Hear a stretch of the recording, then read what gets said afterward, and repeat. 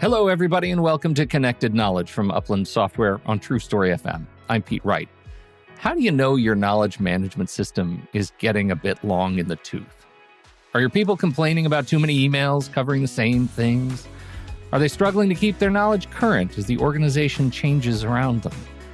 This week on the show, one of our own leaders is back to help us out. Keith Berg is Senior Vice President and General Manager of Contact Center Productivity Solutions, and he's going to get us tuned to the red flags that point to your organization's readiness for the KMS upgrade. Keith Berg, welcome back. It is so good to see you again. Thanks for having me back, Pete. What'd they have to do to twist your arm to come back and talk to me again? They just asked me some knowledge management questions, and I said, I'm in. All right. Easy mark. There you go. We're talking about the overall thesis of the conversation is, how do you know your KMS is ready for an upgrade? And, a guy like me, any day is a good day for an upgrade. Tech nerd, right? I love new systems. I love new things that let me do more things. But we know that the knowledge management systems upgrade is a significant thing. So let's talk about what we need to know as we navigate change and how we need to be attuned to the things that tell us it's time for change ourselves. Well, I think, one of our colleagues, I think who's done a podcast with you before, Stin Matu, likes to say, it's about trying to reduce the cognitive load on our agents, right? Agents have a lot of tools and a lot of processes and information that they have to ingest throughout their day. Every time an organization changes those tools or adds a new step or an exception, that job gets just a little bit harder and a little bit more complicated. And the downstream effect of that is, the risk to those key customer metrics that you're measuring: average handle time, first call resolution, hold time, those sorts of things that, can make it or break it with your customers. Amongst all that information that's being pushed down to those people, then there's the question of, what's the quality of the information that you're providing to the agents. And we can talk about this more as we go through today, but a lot of what we see is there may be tools in place, but that doesn't mean they're effective. And if they're not effective, they're distractive. And if they're distractive, then they're negatively impacting agents and customer experience. There are a couple of things going on here. Number one is what I'm hearing you say is that it's not often that your agents are going to revolt against a system, right? The first sign that agents are struggling is in the data. So talk to managers for me. Like, you're a manager listening to this in a call center environment. What should I be looking for as a manager that provides me that red flag? Starts with what? I think a lot of it has to do with getting feedback from your agents about what it is that's positive, negative, helping them do their job, inhibiting them from doing their jobs. And a lot of our customers have started with, frankly, just surveying the agents. And the output of that oftentimes is they realize they need to upgrade their KM solution when they've asked for that sort of feedback. Unhappy or frustrated agents are risky for your business, and agents can revolt, right? I joked about that, but if I spend more time working around my knowledge management system, as an example, or whatever other tool it is that we've got in our call center, that's a lot of wasted time. So you really gotta look at these tools like the knowledge management tool and get that feedback from the agents and other people that are involved in it. See if it's working. If it's not working, what do you do about that?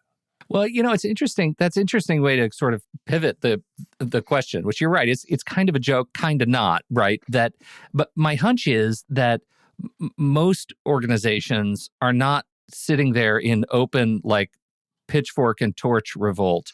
That they're languishing in that liminal space of things aren't working, things are suffering, but we don't necessarily understand what a KM upgrade looks like. We have a culture of stagnation or stasis, and things are working enough, but degradation is slow and long until all at once. So to those organizations, how does this culture affect our awareness and readiness for change and upgrade? Does that make sense? Yeah, it does. Knowledge management is a tough one. If it's not working for you, it's simply not working for you, right? And you've got to do something about it, or else you might as well just shut that system off, because your agents are Hmm. going to stop looking for it. They're going to go back to talking to people over the cube wall, or I guess nowadays they'll be using Teams or Slack or something of that Slack, right? nature Yeah, to try and say, how do I fix this, right? yeah, So you really gotta, and when we encounter prospective customers, that's really the stage where they're at. Their knowledge management system is broken. They've tried to duct tape a few things together to make it work, but it's not working, and they've got to kind of start from scratch. Now, starting from scratch by no means start from scratch, right? It means bring in a new tool, figure out how to get what's good from your knowledge base into that tool, and start kind of working through that kind of new experience.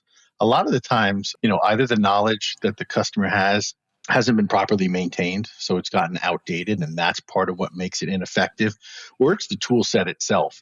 And that's what we hear from a lot of our customers. Well, we've yeah. got good information in there, but our people can't find it. That's the curse, right? And I think you said it, right? They're using Teams or Slack or whatever. Your call center adapts around the holes in the system. Yep. And that seems to be the cultural sort of target. Like, how do we provide a system that fills the hole that our teams have adapted around? Because Well, out of necessity. yeah, well, culture's a funny thing. You can have anti-culture too, right? So Yeah. if this culture has naturally created itself around, man, these tools are bad. Let's figure out how to work around those. That's a bad situation to be in, right? Because knowledge in and of itself requires a lot of collaboration and teamwork. You have to have a good knowledge culture in order to be successful. You could have the worst tool, but lots of culture, and like I said, you tape that together, but Yeah. ultimately, that's going to fall apart. It's going to become toxic. Ideally, what you want is a strong tool and a strong culture, which tends to be conditions that work together to kind of support one another. Um, One of the methodologies that we're closely aligned with is KCS, knowledge centered service. And many of our customers do some KCS, not like full KCS, just picking up on the kind of the key components of KCS that revolve around creating that collaborative culture, right? Because in order to make that knowledge management system work for you long term, there needs to be a culture. People need to be bought in. They need to feel like they're part of it, or else, you're just going to implement a new knowledge management system and it's going to die like the last one did. Yeah, because of all the culture that you have. You have so much Yep. culture. Just your cup runneth over with culture, and your systems don't align with your culture, Exactly. which is fair. So, we're also at a point. I guess I need to phrase this better as a question. To what extent do you see in the market or organizations that are, how do you say this generously, ready for change, right? Organizations who might be listening to this and think, do I know if my call center, my knowledge management system is broken? Are we in the liminal space of the culture gap where we're ready for change and we don't quite know it yet? Yeah, I mean, I think there's two things there. One, either you're getting feedback from your agents, or if you ask for it, you would get the feedback and they'll tell you whether it's Yeah. working. And two, what is the next step that you want to do, right? In a perfect world, you would also make that knowledge available to other channels, other support channels. It's a chat bot, it's email response, it's real time agent assist type tools that are out there. You can't even begin to think about moving to those kind of next generation technologies if you've got broken knowledge management, right? So there's a current day problem that broken knowledge management creates for people, and then there's a future problem, right? Like, how do you get to that next level of effectiveness? How do you implement new tools when you've got a shaky foundation? Say you're ready for change. What is the first metric, 8 a.m. day one, that you're telling call center managers to start looking out for? What is the behavior change that you're looking at when you implement a new knowledge management system to know that change is happening in the workplace? You got to rely on your reports. What are the reports telling you? How do you work with the vendor that you've gotten that system from to interpret those reports and come up with a program that says, hey, you're going to look at this on day one. We're going to look at it on day 30, 60, 90. And what are the metrics that we want to see that'll tell us, whether we're being successful or not in this journey. And we have lots of customers who've been customers of ours for years that have come back and said, hey, we need a reboot. We want to look at, where our metrics are at today. We've gotten a little distracted, and can you help us? And that's a big part of knowledge management, right? There's a life cycle, and sometimes you get off path, and sometimes you need to get back on. But it's really about looking at those kind of key metrics around knowledge creation, around maintenance, approval and review queues. And then on the usage side, what's actually being consumed by users, whether it's fellow agents or it's your actual customers. From your perspective, 30, 60, 90 feels like a solid launch evaluation, right? We're looking at this as we adapt to it. What is the recommended sort of best practice for ongoing maintenance, check-ins, to keep the system from languishing or falling into that liminal space? I think there has to be some sort of monthly process at a minimum that's going on, and managers are looking at that data because it doesn't necessarily move from one day to the next unless there's something systemic that's occurred within your organization, system failure, new product launch, something of that nature. But yeah, there needs to be like a monthly cadence. I think there needs to be an annual, kind of business review that looks at all the metrics that are important to you, and also starts to think about what are those next set of metrics that we haven't even thought about yet. The last time you were here, we were talking about AI. AI's, you might say, a big deal this year, this current market cycle. Can't AI just fix all this stuff, man? Yeah, right? I've heard a few. I mean, that's the big question. What's the impact of AI on our knowledge management systems, and what should we be able to expect from these tools? Yeah, no, that's a very good question. I've heard a few things about AI this year, but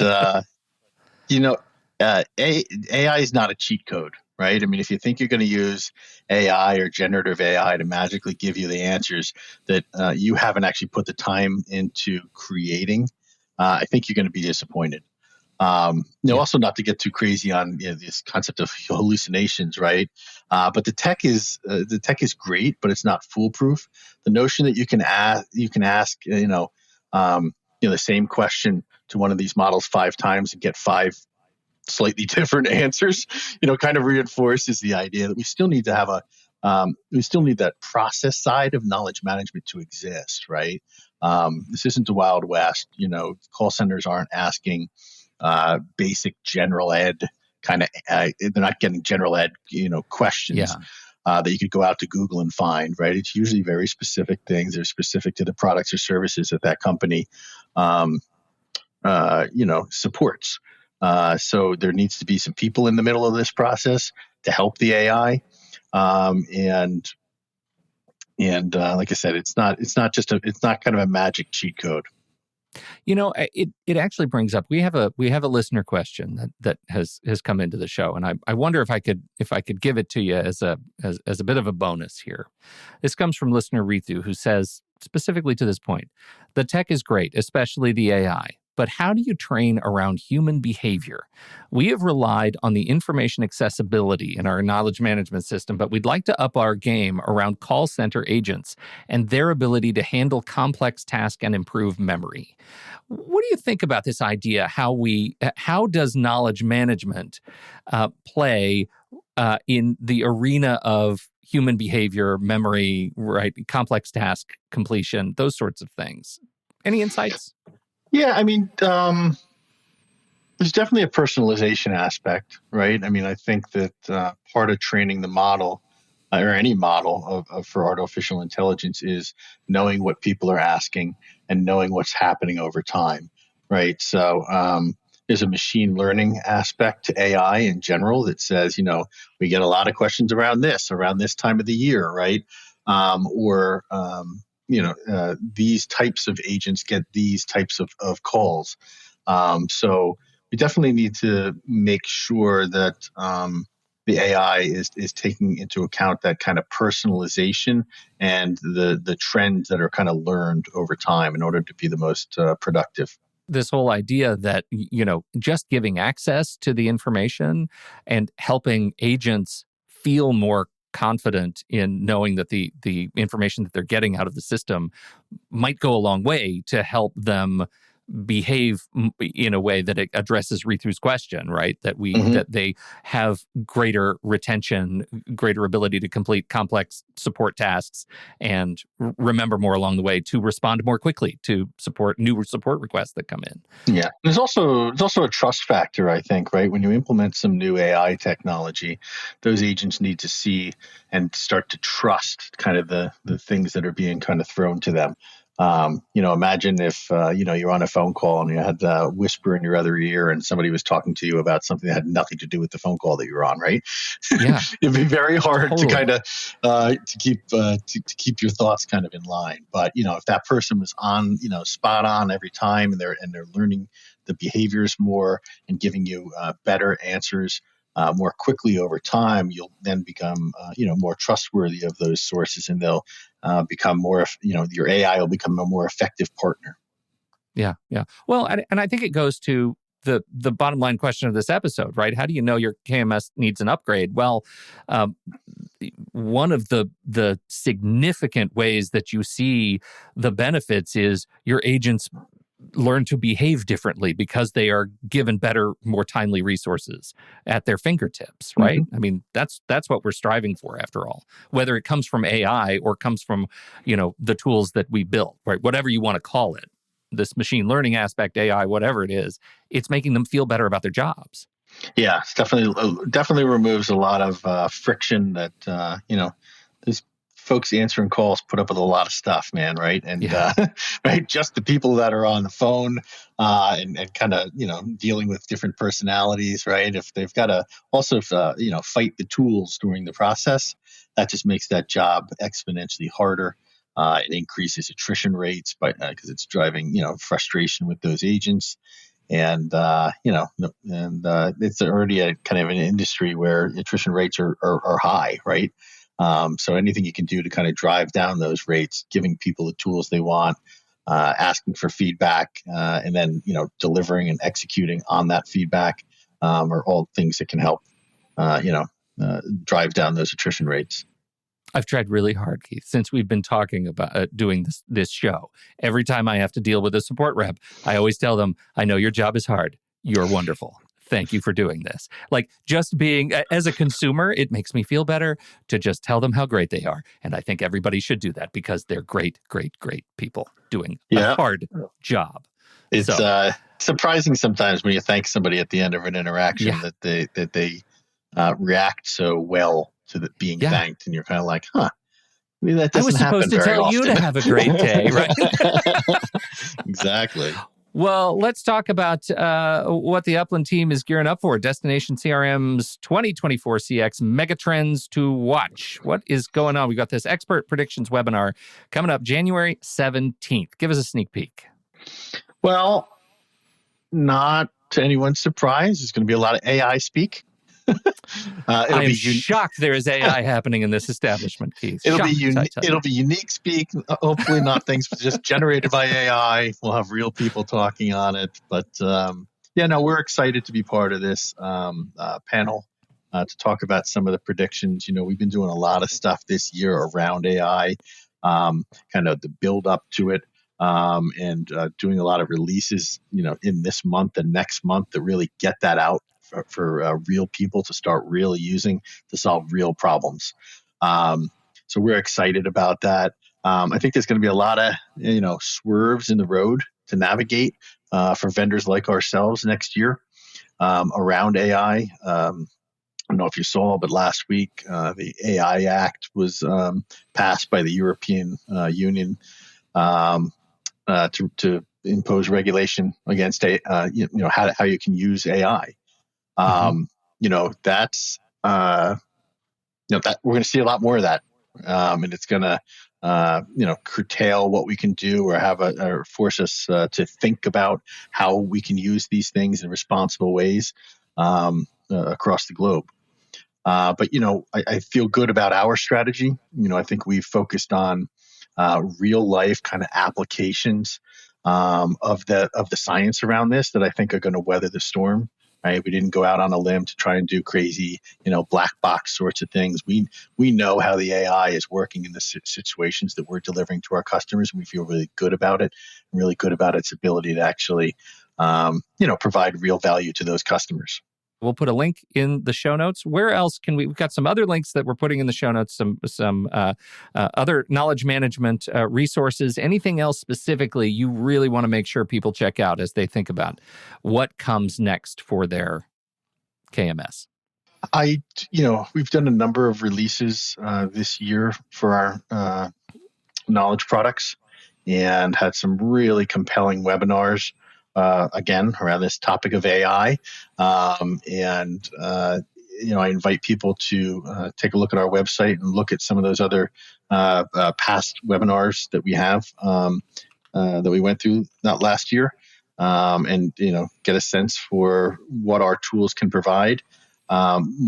Like I said, most of our customers at the onset of our conversation here, most of our customers are coming from a broken system, right? Yeah. And we've got lots of information about how our system excels, and a lot of the things that we're doing around AI and increasing just the general kind of search capabilities in our solution are really kind of battling against what it is that we're hearing and seeing, or kind of the failures of a lot of the products that are out there in the market.